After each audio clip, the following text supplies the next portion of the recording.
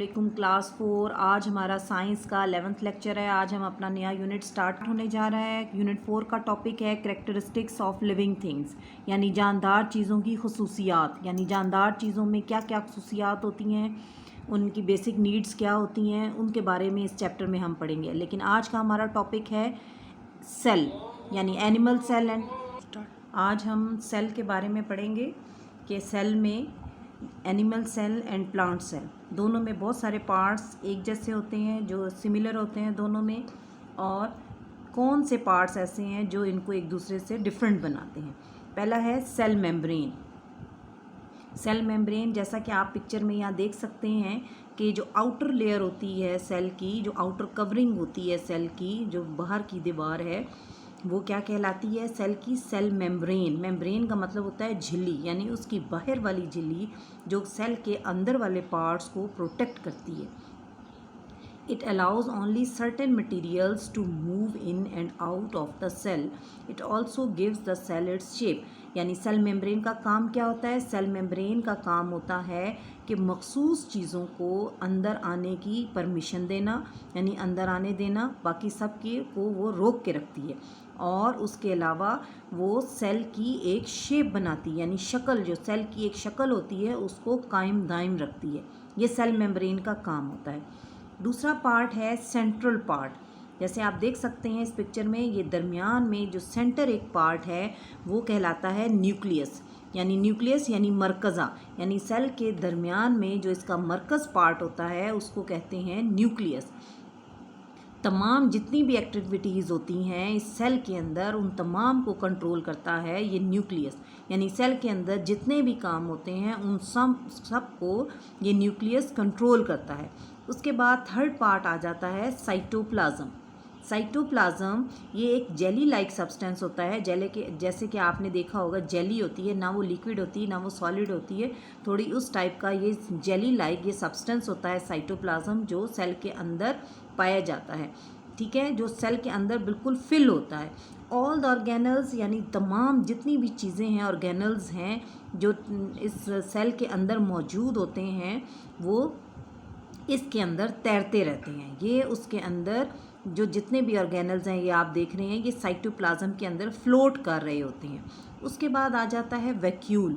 ठीक है, vacuole, the function of a vacuole is to store food. यानी vacuole का सेल के अंदर क्या किरदार होता है कि वैक्यूल ने सेल के अंदर ग़िज़ा को स्टोर करने का काम करना होता है। यानी जो सेल के लिए जो फूड नीड होती है वो उस फूड को ये अपने अंदर जमा करके रखता है, और वाटर को एंड वेस्ट सब्सटेंसेस, और सेल के अंदर जितना पानी जो उस होता है जिसकी ज़रूरत होती है उसको, और उसके बाद वेस्ट सब्सटेंस, और जो कि उसके अंदर जो खारिज शुदा मादे होते हैं सेल के अंदर से, वो उस वैक्यूल में जमा हो जाते हैं। ठीक है, ये तीन पार्ट्स। अब इसी तरह ये आप सामने देख सकते हैं कि ये प्लांट सेल है। प्लांट सेल में भी कौन कौन सी चीज़ें सेम होती हैं? सबसे पहला है सेल मेम्ब्रेन। अब प्लांट सेल में भी एक आउटर कवरिंग होती है, यानी सेकंड नंबर पे एक कवरिंग होती है जिसको हम कहते हैं सेल मेम्ब्रेन। अब सेल मेम्ब्रेन से पहले भी एक उसके अंदर आउटर कवरिंग, एक आउटर वॉल बनी हुई होती है जिसको हम सेल वॉल कहते हैं। अब प्लांट सेल को एनिमल सेल से डिफरेंट जो करती है वो सेल वॉल करती है, क्योंकि सेल वॉल जो है वो एनिमल सेल में नहीं होती, प्लांट सेल में होती है। एनिमल सेल में सिर्फ सेल मेम्ब्रेन होती है, यहाँ पर सेल वॉल भी होती है, जो कि किस चीज़ से बनी हुई होती है? वो एक सख्त टफ किस्म के मटेरियल से बनती है जिसको हम सेलुलोज कहते हैं। अब ये सेलुलोज का काम क्या होता है कि ये प्लांट सेल की हिफाजत के लिए होता है, ये प्लांट सेल की प्रोटेक्ट करता है। सेल वॉल, इसका सेल वॉल इसलिए प्लांट सेल के ऊपर होती है। उसके बाद सेल मेम्ब्रेन होती है। सेल मेम्ब्रेन का यहाँ प्लांट के सेल में भी उसका यही काम होता है कि सेल मेम्ब्रेन जो है ये कवरिंग बनाती है, जो अंदर वाले मटेरियल्स होते हैं उसकी एक बाहर के दीवार की कवरिंग बना देती है, और उसमें जितने भी मटेरियल्स हैं उनको अलाउ करती है, किन मटेरियल्स को उसने अलाउ करना है अंदर आना और किसको, और उसके बाद वो उसकी शेप को मेंटेन करती है। उसके बाद सेकंड इसमें भी न्यूक्लियस पाया जाता है। न्यूक्लियस का वही काम होता है कि वो तमाम जितने भी फंक्शंस उसके अंदर हो रहे हैं उसको कंट्रोल करता है। उसके बाद साइटोप्लाज्म इसमें भी होता है जो जेली लाइक होता है, जिसमें तमाम ऑर्गेनल्स जो हैं वो फ्लोट कर रहे होते हैं। अब सेल जो प्लांट सेल है उसको एनिमल सेल से जो चीज़ ज़्यादा जो उससे आप मुख्तलिफ बनाती है वो उसका वैक्यूल है। जैसे आप ये देख सकते हैं, ये बड़ा सा ये इसके अंदर आपको एक नज़र आ रहा है, ये इसका वैक्यूल है। ये वैक्यूल जो होता है ये साइज़ में बड़ा होता है और ये क्या करता है, ये plant cells contain a green pigment called. अब प्लांट सेल में एक ये वैक्यूल जो है, वैक्यूल ये उसको इसका काम वही होता है जो ये एनिमल सेल में होता है कि ये उसको ग़िज़ा को स्टोर करता है, पानी को और वेस्ट सब्सटेंसेस को।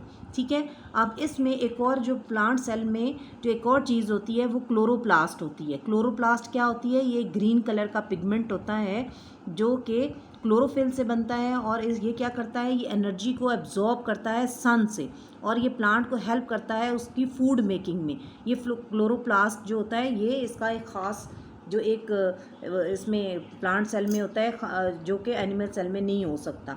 उसके बाद है plant cells and animal cells both have cell membrane.